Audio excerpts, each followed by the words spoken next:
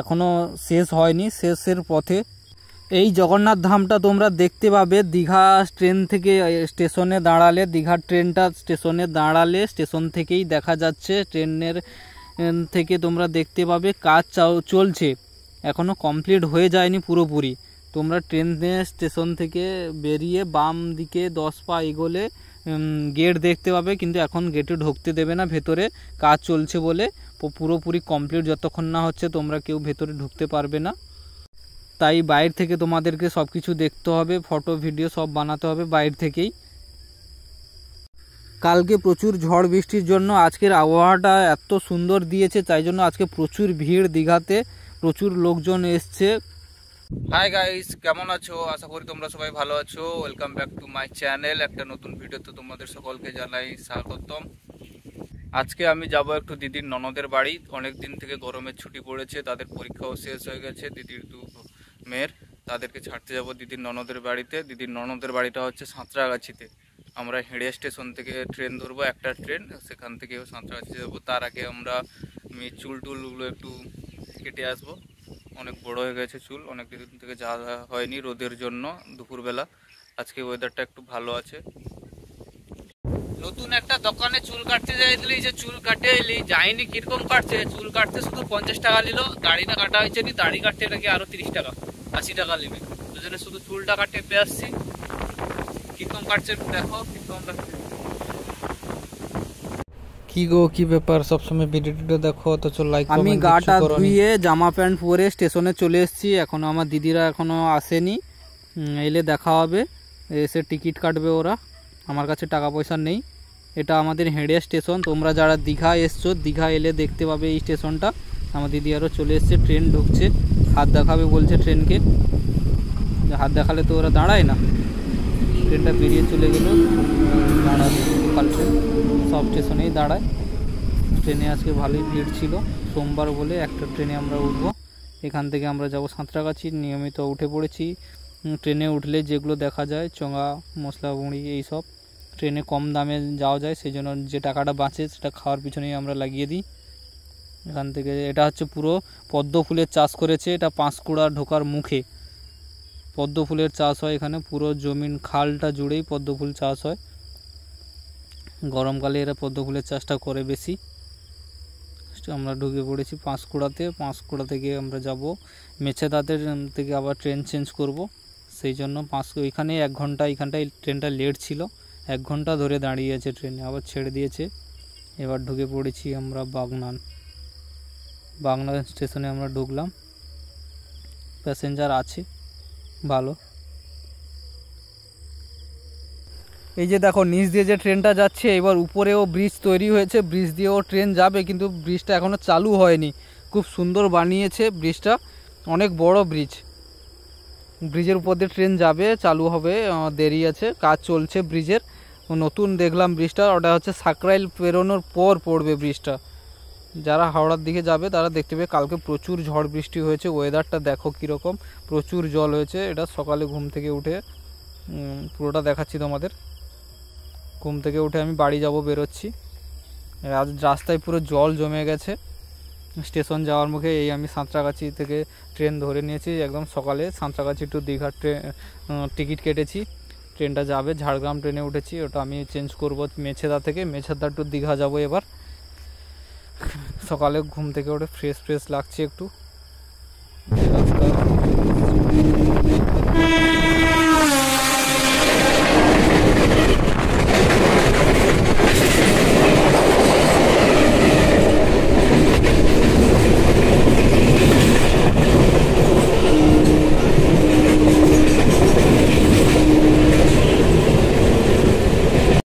এইমাত্র আমি ইউএস পৌঁছে গেছি, মানে উলুবেড়ে স্টেশন। নতুন, এটা অনেক বড় স্টেশন উলুবেড়ে স্টেশনটা। পৌঁছে গেছি, ট্রেন ধীরে ধীরে চলছে। মেঘের ওয়েদার দেখো, আজকের ওয়েদার, আবহাওয়া কত ডিগ্রি তাপমাত্রা জানি না। ফাইনালি পৌঁছে গেছি দীঘাতে জনসমুদ্র দেখো, সব তাড়াহুড়া করছে জলে নামার জন্য। জলে ঢেউ আজকে ভালো আছে, মোটামুটি আছে, সব প্যান্ট ফ্যান্ট খুলে নেমে গেছে। দীঘাতে সবসময়ের জন্য একটা জিনিসই আমার খুব ভালো লাগে, কে কার বউ নিয়ে যাচ্ছে বা কার গার্লফ্রেন্ড বয়ফ্রেন্ড কারা, এটা কেউ কোনো মতেই ধরতে পারে না কোনো দিনের জন্য। এখন আমি দীঘা সমুদ্রের পাথরের উপর বসে আছি।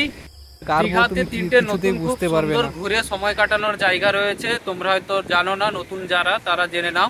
এক হচ্ছে অমরাবতী পার্ক, দুই হচ্ছে ঢেউসাগর, আর একটা যেটা তৈরি হচ্ছে দীঘা জগন্নাথ ধাম। দীঘা স্টেশন থেকে একটুখানি ডান দিকে গেলে তোমরা অমরাবতী পার্কের লোগো দেখতে পাবে। অমরাবতী পার্কে আমি যাব না, কারণ আমার কাছে ঢোকার মতো টাকা নেই না। অমরাবতী পার্কে আমার কাছে তো গার্লফ্রেন্ড নেই, সেই জন্য আমি একা একা তো আর ঢুকতে পারবো না। সবাই গার্লফ্রেন্ডকে বয়ফ্রেন্ড নিয়ে ঢুকছে, তাদের মধ্যে আমি যদি ঢুকি নিজেকে কীরকম একটা ভিখারি লাগে, সেই জন্য ঢুকছি না। অমরাবতী পার্কে কি রয়েছে জানো? অমরাবতী পার্কে রয়েছে, প্রথমে ঢুকলে তোমরা বোট রাইডিং এর দেখতে পাবে, পুকুরের মধ্যে ঝিলের মতো করে আছে, বোট চলছে অনেকগুলো। তারপর উপরের দিকে তাকালে তোমরা দেখতে পাবে রোপওয়ে, সেটাও রাইড করতে পারো। তারপর ওয়ে পার্কও রয়েছে, যেখানে গাছের তলায় বসে তোমরা প্রেমও করতে পারো। আমি এখন ধীরে ধীরে যাচ্ছি ঢেউসাগরের দিকে। ঢেউসাগরটা একটু এগিয়ে গেলেই দেখতে পাওয়া যাবে একটা ওই যে সওদাগর যে তোমার ব্যবসা করতে এসেছিল এই দিক দিয়ে, দীঘা সমুদ্রের কাছ দিয়ে।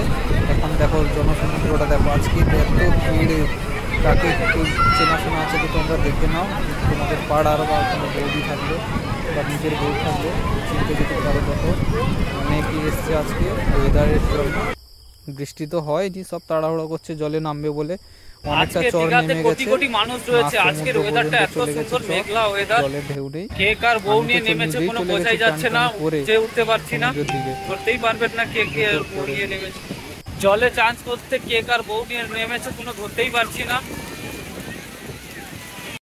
যে যার নিজের ইচ্ছে মতো আনন্দ করছে, যে যা পারছে করছে। দীঘাতে জলে নেমে পড়েছে, কে কি করবে কোনো কিছু মাথায় ঢুকছে না, মাথাটা পুরো নষ্ট হয়ে গেছে সবার। সব এদিক সেদিক ছোটাছুটি করছে। এদিকে ঘোড়া অনেকগুলো এসছে, ঘোড়া রাইড করতে পারো, হর্স রাইডিং আছে, তোমরা দেখতে পারো।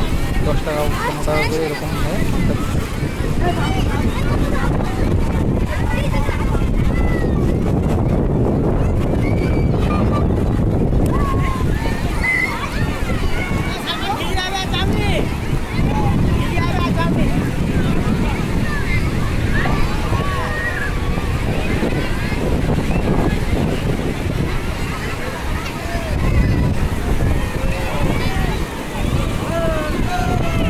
দীঘাতে আরেকটা হচ্ছে দেখার আর সময় কাটানোর জায়গা হচ্ছে ঢেউসাগর। ঢেউসাগরের ভিতরে হচ্ছে পার্কের মতো করা আছে, অনেকগুলো মানে মাটির তৈরি হাতি ঘোড়া এইসব আছে, আরও দেখার বাচ্চাদের খেলার গ্রাউন্ডের মতো করা আছে, দোলনা এইসব আছে। ওটাতেও ঢুকবো না, একা একা ঢুকতে কীরকম লাগে, ওটাও তো সব কাপলরাই ঢুকে, তার মধ্যে আমি ঢুকলে নিজেকে আপেল বলেই মনে হবে, তাই জন্য ঢুকছি না। বাইরে থেকেই ঘুরে বাড়ি যাব। আজকে নিয়ে আসিনি গার্লফ্রেন্ডকে, সেই জন্য অনেকটা প্রথমবার একা এলাম দীঘা, সঙ্গে কেউ নেই। এটাই হচ্ছে ঢেউসাগর, ভেতরটা হচ্ছে ওই ভেতরে ঢুকতে হবে, 10 টাকা টিকিট নেয়, 10 টাকা টিকিট কেটে ঢুকতে হবে। এর মধ্যে রয়েছে পার্কের মতোই রয়েছে, অনেকগুলো সিনারি রয়েছে। ওই দেখো ওটা হচ্ছে, ওটা দেখো কিটা জানি না। দেখো একা একা ঘুরছি তো, নিজেকে একটু ভিখারি ভিখারি লাগছে, কেউ নেই সঙ্গে। এটা হচ্ছে ঢেউসাগরের ভেতরে, ঢুকছি না। এটা একটা বানিয়েছে, দেখো তো চিনতে পারো নাকি, এটা ইতিহাসের পড়েছ, ইতিহাস বা বাংলাতে হবে, সাহিত্য বইতে পড়েছ এটা।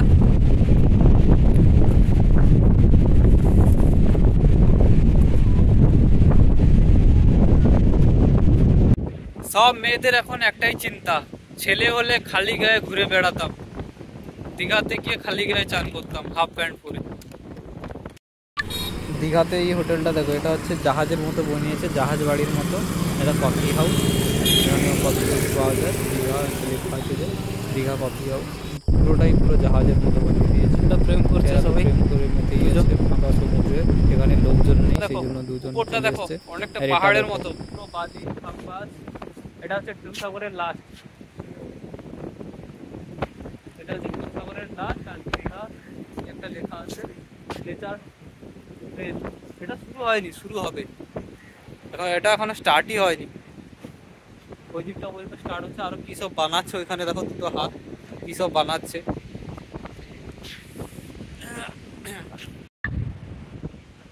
এই সাগর পাড়ে আইসিয়া আমায় মাতাল না মাতাল লাগে, এটা কিন্তু সত্যি কথা। সাগর পাড়ে আসলে মদ না খেয়েও নিজেকে কিরকম একটা মাতাল মাতাল লাগে। এত বাতাস আর এত ভিড়।